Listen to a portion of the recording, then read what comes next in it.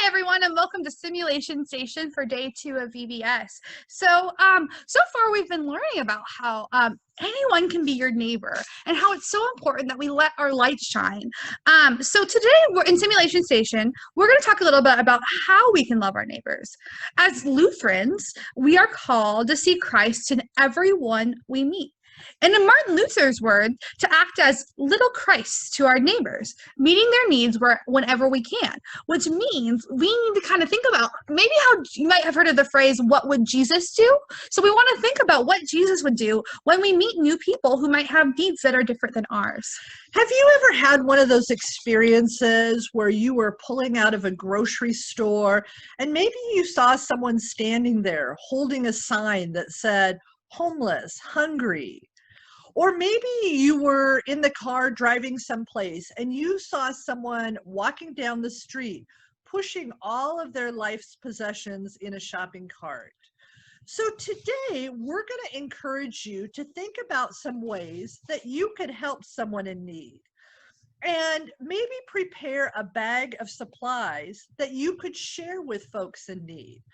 This really reminds me of two stories. The first, and I know many of you were there to participate, but our church got a big shipment of Bombas socks earlier this year. And we put together bags and boxes of many, many pairs of socks.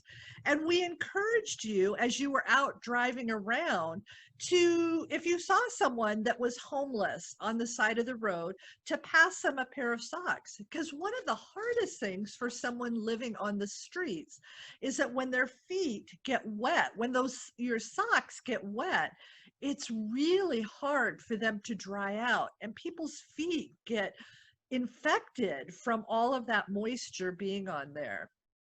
The other story that this reminds me of is last year in our 5th and 6th grade Sunday school class, two of our students, Aubrey and Peyton Kessel, got really excited about doing something to help others. So they went home and they put little grace bags together that had a granola bar, if I remember right, maybe a pair of socks and a water bottle. A toothpaste, just mouthwash, just little things that someone on the street might not have and they might need. And they put those in their car. And so when they saw someone who was homeless, they passed that out the window. And I remember Aubrey and Peyton telling me about how excited people were when they handed them that bag of goodies. So today we want you to try and make some grace bags with your family. Now, I know we're not in person. If we were in person, we would have supplies for us all to put together.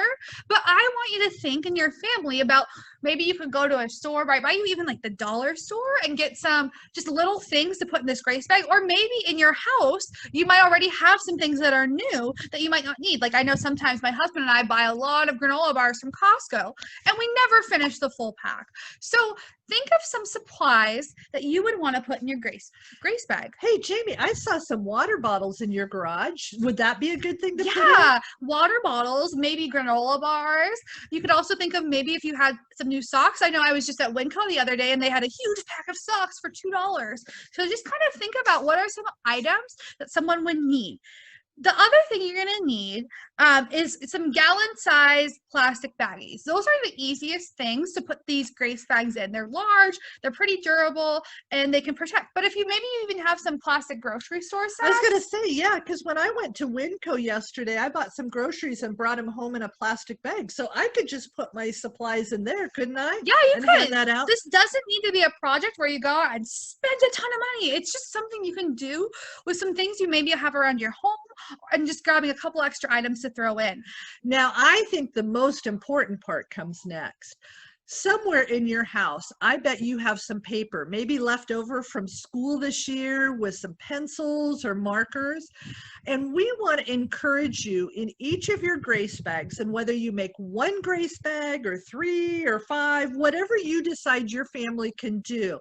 But I want you to write a note to the person who's going to receive the bag. I'm trying to think, Jaymie, what are some of the things someone might want to hear? One thing they might want to hear just is that they're loved. When you're on the street, you can feel really alone and like no one really cares about you because people give you a lot of dirty looks. So just knowing that they're loved and that someone cares about them might be really big.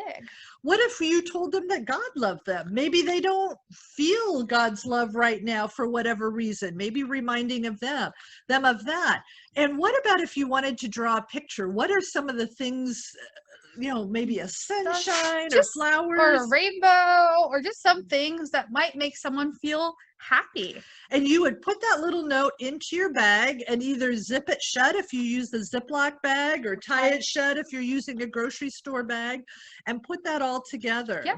So just to refresh, what we're asking you to do today is to find a bag of some sort, either like a Ziploc bag or a plastic bag, and fill it with just a few items that you think that someone on the street might need, like a food, toothbrush, mouthwash, some body soap, some socks, and then we want you to write a little card or a note to them to help them feel happiness and put that in the bag and tie it all up or zip it together.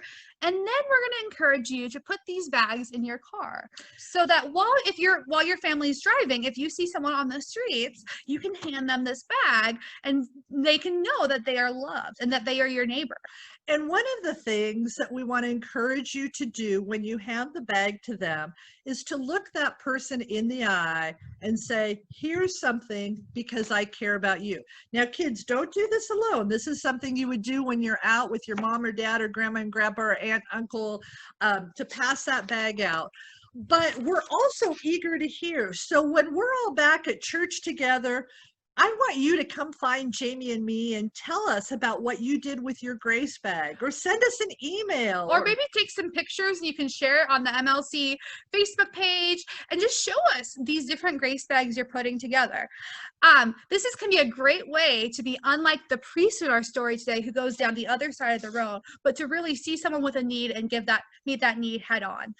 And through that, I think it will be very obvious that your light is shining, that God is love, and that you love your neighbor.